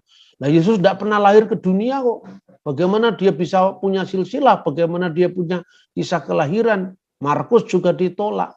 Yohanes apalagi, karena Yohanes telah mencatat firman telah menjadi manusia. Dalam bahasa aslinya firman menjadi daging. Jadi real, benar-benar menjadi manusia. Kehologos sax egeneto. Makanya hanya Lukas. Nah, Lukas yang diterima setelah dilihat pasal 1, 2, 3. Oh, di situ ada silsilahnya Yesus. Maka pasal 1, 2, 3 Injil Lukas dibuang, ayat pasal 4 sampai 24 diterima plus surat-surat Paulus. Kenapa surat-surat Paulus diterima? Lah, surat-surat Paulus kan kebanyakan berbicara tentang problem-problem situasional dalam gereja. Runutan sejarahnya kan tidak ada. Makanya dengan tanpa tertib sejarah, tanpa kronologi itu kan dia mudah ditarik ke sana kemari untuk penafsiran. Nah, itu Markion. Makanya kemudian gereja menghadapi Markion itu dengan kemudian mereaksi dengan kanon perjanjian baru. Makanya mulai tertua dikenal kanon Muratori sekitar tahun 160-an. Di abad berikutnya lagi muncul yang namanya Basilides. Nah, Basilides itu lebih ekstrim. Nah, karena Yesus itu tidak benar-benar jadi manusia, jadi dia itu entitas yang seperti bayangan yang tidak jelas jadi manusia. Dia kadang-kadang datang, kadang-kadang pergi, tidak real. Maka tidak mungkin dia disalib. Makanya dia punya gambaran, karena yang datang, yang dilihat di sekitar peristiwa salib di perjanjian baru itu ada Simon Kirene ya. Kalau gitu Simon Kirene yang sesungguhnya disalib. Mulai ada teori penyerupaan. Motivasinya apa? Motivasinya memang karena secara teologis dia tidak percaya Yesus benar-benar jadi manusia. Itulah Basilides. Banyak lagi misalnya buku-buku palsu dari yang dikenal dengan pseudograf ya dari perjanjian baru itu yang menyebut bahwa Yesus tidak disalib, misalnya buku yang disebut Acts of John, jadi kisah Yohanes, itu ditulis di abad keempat, jadi jauh sekali dari peristiwa abad keempat, ya nggak bisa dipercaya lah secara historis. Dia mengatakan ketika Yesus itu disalibkan, sebenarnya disalibkan itu hanya bayangan, Yesus nggak disalib. Nah, Yesus yang sebenarnya, Yesus sejati itu ada di Bukit Zaitun sambil mengamati. Lalu didampingi oleh Yohanes yang menjadi tokoh yang digunakan untuk membuat tulisan itu. Padahal itu bukan Yohanes beneran. Mungkin Yohanes Sutejo atau Yohanes yang lain. Dia lihatlah Yohanes. Mereka merasa diri mencambuki aku, memahkotaiku dengan duri. Tapi sebenarnya kamu lihat aku ada di mana? Engkau ada di sini, Guru. Lalu Yohanes itu memegang tangannya seperti kapas, tidak benar-benar jadi daging. Begitu dilihat telapak kakinya, dia tidak menyentuh tanah. Nah, ajaran-ajaran inilah yang disebut pendekatan gnostik. Dan literatur gnostik itu disimpan di gereja Koptik. Anda kalau pergi ke Kairo, itu ada namanya Museum Koptik di Kairo lama itu. Nah, disitu disimpan termasuk Injil Thomas dan banyak penemuan yang dikenal penemuan Nag Hammadi. Jadi gereja itu fair, yang palsu ya ditulis ini yang palsu, yang asli ini ditunjukkan semuanya. Tidak pernah ada pembakaran kitab di gereja, tidak pernah ada. Maka sampai hari ini Injil-Injil yang oleh orang Kristen disebut itu Injil palsu, dengan mudah bisa diakses. Malahan sekarang Anda ketik aja namanya misalnya The Gospel of Thomas, itu muncul terjemahan bahasa Inggris. The Gospel of Philippus itu muncul, The Gospel of Philip itu di Google. Jadi tidak pernah ada gambaran Kristen kemudian membakar kitab, itu nggak pernah ada itu. Kemudian Kristus naik ke surga. Apakah dengan tubuhnya? Iya, dengan tubuh surgawinya. Dan itulah yang menjadi buah sulung dari kebangkitan. Dia yang pertama bangkit dari antara orang mati. Itulah sebabnya gereja tidak sama dengan gnostik. Gereja tidak sama dengan saksi Yehova, di mana Yesus dianggap seperti makhluk roh. Itu ajaran dari mana itu? Tidak memiliki dasar rasuliah dari ajaran itu. Makanya jelas-jelas Kristus bangkit dengan tubuh surgawinya. Nah, tubuh surgawi itu menjadi tempat sekinah Allah. Makanya di dalam Yohanes pasal 2 ayat 19 itu orang-orang yang menyalib Yesus itu kan mereka menuduh orang inilah yang berkata bahwa robohkanlah bait Allah ini dan dalam waktu 3 hari aku akan membangunnya kembali. Terus kemudian Yohanes memberi tekanan yang dimaksudkan itu adalah tubuhnya sendiri. Jadi karena bait Allah itu tempatnya Allah bersekinah, maka kalau tubuh Kristus itu adalah bait Allah yang dalam waktu 3 hari dibangun, berarti tubuh Kristus yang di surga yang tidak lain adalah tubuh surgawinya. Itu tentu adalah tempat sekinahnya Allah dalam surga. Tempat bertaktanya Allah, dimuliakan di surga. Jadi memang tubuh kebangkitannya itu menjadi contoh dari kebangkitan nanti. Makanya dalam pengakuan iman dan percaya pada kebangkitan daging, kebangkitan ragawi, ya. Kemudian Pak Hura dari 1 Korintus 15 ayat 3 sampai 8. Apakah itu ada kesejajarannya dengan dokumen-dokumen sejarah? Secara umum ya ada, misalnya ya penampakan Yesus kepada Yakobus. Itu tulisan Yosefus mencatat tentang keberadaan Yakobus sampai dia wafatnya sebagai seorang syahid atas fitnahan dari imam besar dari kalangan Saduki yang disebut Ananus bin Ananus. Nah, meskipun tidak secara letterlock kata demi kata, tapi dari apa yang ditulis oleh Yakobus itu bisa disimpulkan. Satu, ada seorang pemimpin Yahudi Kristen di Yerusalem. Orang Yahudi yang percaya kepada Yesus adalah Mesias. Orang ini berlaku benar, sehingga ketika Ananus bin Ananus dari sekte Saduki yang paling beringas dalam beragama, itu memutuskan hukuman mati atas Yakobus dengan tuduhan melakukan pelecehan atau penodaan terhadap agama, atau maksudnya menyangkal Taurat ya. Ketiga, gara-gara kematian Yakobus itu dianggap salah secara prosedur hukum Sanhedrin karena tanpa kehadiran dari prokurator Roma saat itu, yaitu Prokurator Albinus yang sedang mengadakan perjalanan ke Alexandria. Maka kemudian 4, orang-orang Yahudi yang tergerak oleh rasa keadilan memprotes hukuman atas Yakobus, maka imam besar itu diberhentikan oleh Herodes Agripa, kemudian digantikan oleh Yesus putra Damneus. Karena ada dua yang bernama Yesus, maka ditegaskan Yakobus itu adalah saudara Yesus yang disebut Kristus. Ini persis dengan apa yang ditulis di dalam 1 Korintus tadi. Yakobus saudara Tuhan. Dan kenapa Yakobus begitu dihormati?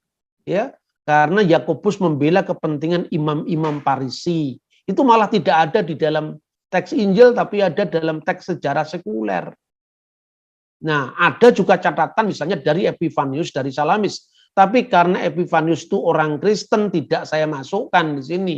Yang saya masukkan misalnya tulisan Cornelius Tacitus, Cornelius Yosef, tulisan Josephus misalnya, tulisan misalnya itu adalah senator Romawi, yaitu Plinius Secundus atau Plinius the Younger, itu saya masukkan. Karena apa? Kalau yang ceritanya orang Kristen, orang lain akan memicingkan sebelah mata. Ya dasar, dia orang Kristen ya percaya, sekalipun sejarawan yang membela agamanya. Tapi ini saya sengaja tunjukkan sumber-sumber yang di luar Kristen. Kemudian Pak Martin, tentang memecah-mecahkan roti. Sebetulnya memang kalau di dalam gereja kuno, ya roti atau kurban itu sebetulnya memang tubuh Kristus secara ajaib ya di situ pada saat perjamuan suci itu tidak boleh juga sembarangan membuatnya, itu harus dibuat dengan konsentrasi benar dari para hamba Tuhan yang punya otoritas untuk itu. Dan kemudian ya persis sama dengan di zaman Perjanjian Baru dipecah-pecahkan, dan roti itu mesti, kurban itu mesti distempel dengan gereja yang berotoritas. Dan kemudian bagaimana dengan Taman Paskah di mana terjadi sekularisasi terhadap Paskah? Ya memang itu terjadi di mana-mana juga. Orang Yahudi pun kalau perayaan-perayaan tertentu mereka juga di Ben Yehuda itu ya dansa-dansi begitu. Tapi sekularisasi terhadap agama itu kan terjadi di mana-mana. Tentu itu bukan hal yang dianjurkan, tetapi ya baik kalau ngomong masalah ibadah ya yang khusyuk. Tapi kalau orang mengadakan bersukacita menyambut Paskah dengan tari-tarian atau dengan nyanyian, asalkan itu nyanyian-nyanyian yang senafas dengan kerohanian ya tidak apa-apa kan. Tapi kalau itu sudah menjurus kepada misalnya ya mabuk-mabukan atau hal-hal yang sifatnya menjurus kepada imoralitas, itu saya kira memang tidak benar dan harus dihindari. Ya, kemudian bagaimana yang mengatakan Kristen itu adalah palsu? Ya itu sudah biasa sejak abad pertama Kristen dituduh seperti itu. Tapi salah pula kalau kita membela tuduhan bahwa kita palsu dengan membuat cara-cara yang kemudian tidak membuat kita berbeda dengan mereka yang menuduh. Kan akhirnya perjuangan kita menjadi sia-sia karena kita memiliki brutalitas, memiliki agresivitas yang kadang-kadang di luar batas yang melukai orang lain. Ketika kadang-kadang iman kita dipersoalkan oleh si A yang beragama tertentu. Itu tidak semuanya agama harus disalahkan karena perbuatan misalnya si A yang beragama tertentu tadi. Nah, dengan cara kita melokalisir kesalahpahaman antar satu komunitas agama dengan agama lain, maka bisa terhindar dari perpecahan masyarakat ini, gitu loh. Jadi saya tidak setuju dengan cara-cara membela iman dengan cara kita ganti menghujat, menggunakan kata-kata kasar. Saya ini kadang-kadang kalau menggunakan kata-kata keras itu ke dalam, tidak keluar. Karena kalau ke dalam saya berpikir bahwa saya sedang menegur saudara seiman saya supaya lurus. Tapi kalau saya keluar itu kan sudah ada yang menegur sendiri. Biar pemimpin agama mereka yang melakukan teguran, bukan kita. Pertama karena kita belum tentu mereka mendengar kita. Nah kalau saya ngomong nggak didengar kan saya marah, daripada saya jatuh dalam dosa kemarahan, ya sebetulnya tidak usah saya tanggapi. Tapi ketika iman Kristen kemudian disalahpahami, saya hanya menggunakan hak jawab. Tanpa saya harus mengembangkan kesalahpahaman baru terhadap orang lain yang itu bukan wilayah saya. Itu saya kira, Pak. Terima kasih. Nah, saudara, Yesus Kristus, Juru Selamat umat manusia. Yesus Tuhan bagi orang yang percaya. Tapi juga dia Tuhan bagi yang tidak percaya. Karena pada akhirnya ketika kedatangan Yesus kali yang kedua, segala lutut akan bertelut dan segala lidah mengaku Yesus Kristus adalah Tuhan bagi kemuliaan Allah. Kenapa? Karena surga dan bumi itu sepenuhnya menjadi milik Kristus dan berkuasa atasnya. Maka dari itu tidak ada seorang pun yang menolak Yesus nanti sebagai Tuhan dan sebagai Raja yang memerintah atas segala alam semesta ini. Ya. Segala kerajaan itu akan hancur, segala pemerintahan, tatanan, hukum, politik, ekonomi dunia akan runtuh. Tapi ketika Yesus nanti datang sebagai Raja yang memerintah, tatanan dunia tidak diperlukan lagi. Matahari tidak perlukan. Bulan dan bintang tidak perlukan. Ya, bahkan pangan pun manusia tidak perlukan. Karena apa? Makan dari buah yang tumbuh di kerajaan 1000 tahun di Taman Eden. Ya. Daunnya jadi obat, buahnya jadi makanan. Nah, umur manusia mencapai 1000 tahun. Ya. Orang yang mati di bawah 100 tahun itu dianggap terkutuk. Tapi yang mati di umur 100 tahun dianggap masih muda. Karena umur manusia 1000 tahun. Ya, sampai akhir kerajaan 1000 tahun. Disitulah manusia kembali pada kekekalan, yaitu menjadi manusia roh. Nah, demikian tayangan saya kali ini.